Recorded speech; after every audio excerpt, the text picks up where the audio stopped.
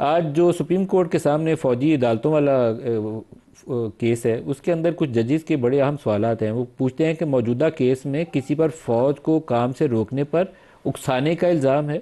Army act के तहत तो तब जुर्म तब बनेगा जब कोई अहलकार शिकायत करे या मुलविस हो। फौज का डिसिप्लिन जो भी ख़राब करे वो फौजी अदालत में जाएगा, ये ख्वाजा हारिस साहब ने कहा है। आर्मी एक्ट का दायरा जितना भी आप वसी कर रहे हैं, इसमें तो कोई भी आ सकता है। आखिर कोई मास्टरमाइंड भी तो होगा, साजिश किसने की। क्या 9 मई के वाकयात में किसी फौजी अफसर के मुलव्वस होने पर ट्रायल हुआ? ये वाले सवाल हैं जो सुप्रीम कोर्ट उठा रही है। तो आपको लगता है कि जजेस का अगर माइंड आप देख रहे हो तो जजेस सवाल अच्छे उठा रहे हैं? नदीम मलिक साहब, मैं आपको बताऊं कि कुछ सवालात सुन के मुझे खासी हैरत भी होती है जो कुछ जज हजरात की तरफ से आती है।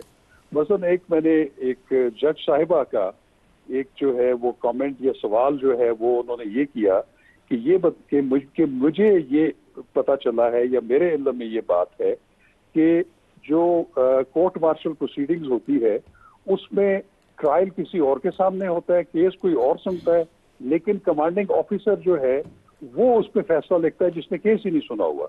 हालांकि उसमें जो, जहां तक मुझे पाकिस्तान आर्मी एक्ट का पता है, उसमें ये है कि जो कोर्ट मार्शल होता है वो उसमें 4 या 5 लोग होते हैं।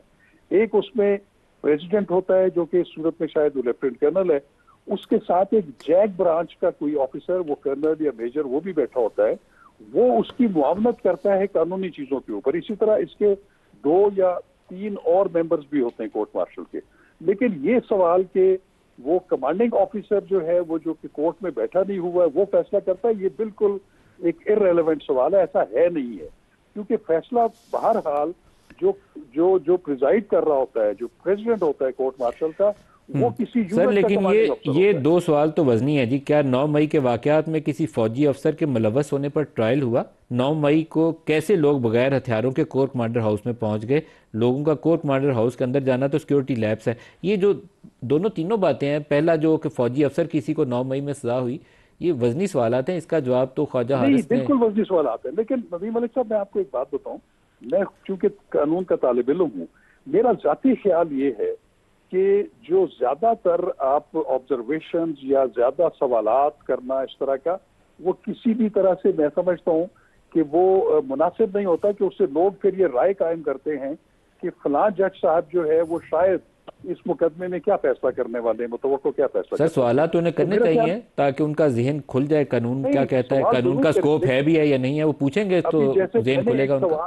एक सवाल का मैंने जो जिक्र किया, जी। तो वो एक सवाल ऐसा सवाल है कि मतलब उसकी मुझे कुछ समझ नहीं आती। लेकिन बहरहाल ये कुछ सवालात उनके बड़े पर्टिनेंट हैं, जिसका जवाब जो है वो जो ख्वाजा हारिस साहब को देना है, उनको सेटिस्फाई वैसे करना मैं है। अभी 2+2=4 वाला जवाब नहीं देखा अभी तक ख्वाजा हारिस के इन सवालात का, और ये सवाल बड़े रेलिवेंट है इस केस की मुनासबत से। बहुत शुक्रिया आपका शाह खबर। डॉक्टर हुमायूं साहब, जो अभी शाह खबर साहब ने वजाहत की, मेरे ख्याल में नवाज शरीफ केस का उन्होंने बड़ा अच्छा हवाला दिया। नवाज शरीफ साहब जब वापस आए हैं तो उस वक्त भी ना नैब को ज़रूरत पेश आई कि वो कहता हम ज़मानत की मुखालफत करते हैं, ना किसी और ने ज़मानत की मुखालफत की, तो ज़मानत होगी।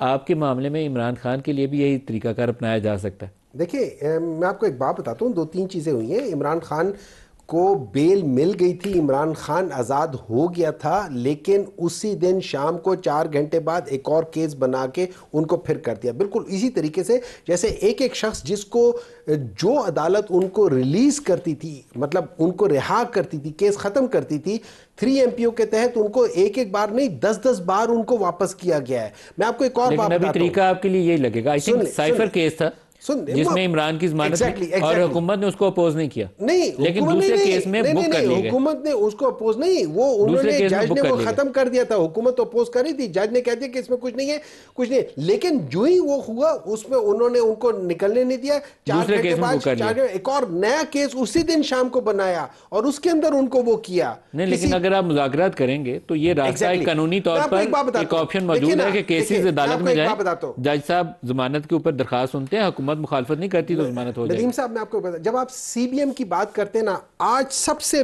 बड़ा एक टेस्ट था सीबीएम का। वो क्या था कि चेयरमैन सेनेट ने प्रोडक्शन ऑर्डर दिए थे सेनेटर एजाज चौधरी साहब के। पहली दफा दी है, ये तीसरी बार हुआ तीसरी है, दफा दी है। This is the third time.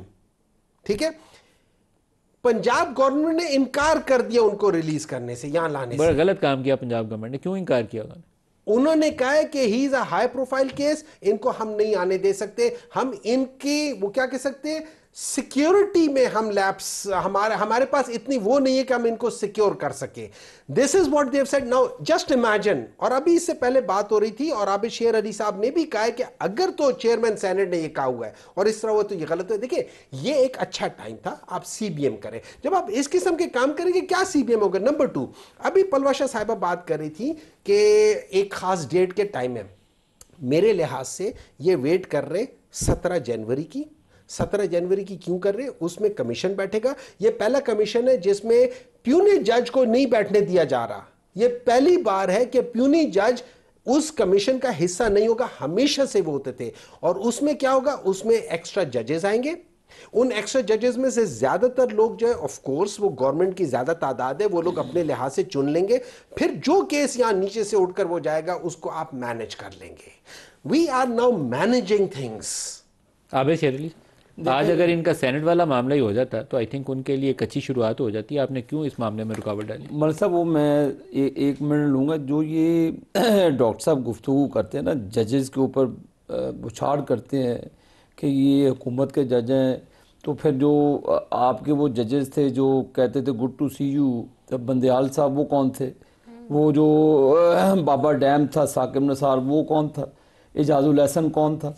जिन्होंने सिर्फ बेटे से ना तनख्वाह लेने पर नवाज शरीफ को, जो सर्विंग जजेस हैं ना, पुराने जजेस के ऊपर जो केसेस का वो भी सर्विंग जजेस थे जो अभी काम कर रहे हैं ना जजेस, उनके ऊपर तो कोई भी नामनासिब राय नहीं देनी चाहिए। डॉक्टर साहब ने भी दिया तो गलत दिया नहीं देनी चाहिए। वॉल्यूम 10 का नहीं पता चला वो किधर है, किस वो आपको डराने के लिए था कि निकालेंगे वॉल्यूम 10 आप सारे पकड़े जाएंगे। इतने 10 वॉल्यूम, इतने गवर्नमेंट के रिसोर्सेज आया, निकला क्या? बेटे से तनख्वाह नहीं ली और उसको लाइफ टाइम के लिए डिस्क्वालीफाई। इस तरह के जजेस नहीं होते।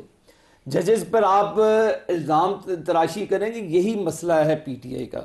मलिक साहब जजेस तो जजेस हैं, सजा दे दें, बुरे छोड़ दें, क्या बात है जी जजेस की। तो ये अपने दिमाग में जो खलल है ना जो जुडिशरी का, हमने उस वक्त जो जुडिशरी, आप इजाज चौधरी साहब वाला बताएं, उनको क्यों नहीं इसमें पार्लियामेंट की जो तकद्दुस है उसको पामाल नहीं होना चाहिए। हम पामाल किया ना आपने चेयरमैन साहब के प्रोटेक्शन ऑर्डर के ऊपर भी आपने इसकी तहकीकात तो चेयरमैन सेनेट करेंगे ना जी।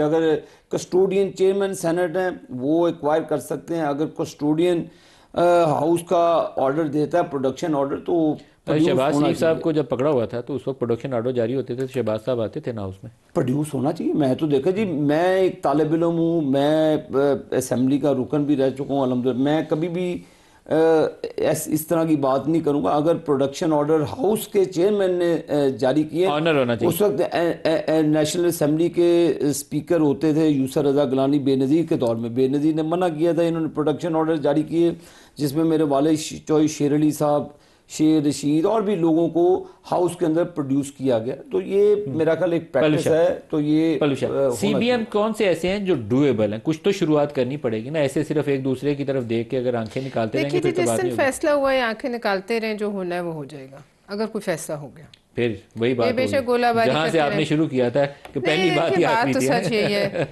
कि ये बेशक ऊपर से गोलाबारी करते रहे, एक दूसरे के गिरबानों पे हाथ डालते रहे। अगर कुछ इसमें से निकलना हुआ तो फिर वो आपको लगता है हुकूमत दबाव में है? आपको लगता है हुकूमत दबाव में है?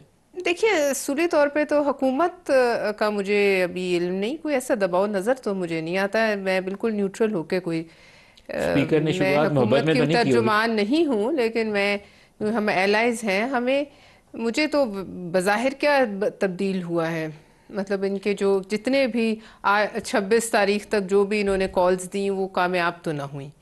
और उसके बाद उसके अलावा क्या ऐसी चीज़ है, इनकी जो कॉल थी सिविल नाफरमानी की वो भी कामयाब अगर हुकूमत पे दबाव नहीं है तो फिर तो उनको कोई बात सुननी नहीं चाहिए, माननी भी नहीं चाहिए। फिर अब हुकूमत पे फ़िलहाल मुझे पाकिस्तान के अंदर से सियासी दबाव नज़र नहीं आता, लेकिन मैं अब बाहर से नजर आता है आप? नहीं, देखिए बाहर से भी मैं नहीं कह सकती। अगर अमेरिका वाला सवाल है, देखिए सबसे पहले तो देखिए पलविशा ने यूं घुमा के मैं हुकूमत को बचा लिया। नहीं, हुकूमत को मैंने नहीं बचाया। देखिए मैं कुछ प्रिडिक्ट नहीं कर सकती कल को क्या हो जाए। वहाँ भी एक बिल्कुल अनप्रिडिक्टेबल सी अमेरिका में इकाई है हुकूमत। लेकिन इस वक्त जो मुल्क के हालात है उसमें मैं समझती हूँ मेरे ख्याल में सबसे बड़ा प्रेशर इस वक्त यही है कि वो अनप्रिडिक्टेबल जो सेटअप है, कल को क्या बयान जारी करेगा ये नहीं पता। करता रहे ना, उसने हम पे सैंक्शंस लगा दी हैं, वो कोई हमारा दोस्त तो नहीं है ना, है तो हमारा साथी है फिलहाल, हमारा वो हम मेजर नॉन नेटो लाइन अभी फिलहाल। सीपीएम्स तो नहीं किए ना, पाकिस्तान जब तक इनका सबसे बड़ा नॉन नेटो एलाई था तब तक हम साथ थे। अब वो हमें आज जो देखिए, मैं समझती हूँ एक दबाव है जो मैं आपसे खुल के कहूँगी, वो है टेररिज्म की जो सूरत हाल है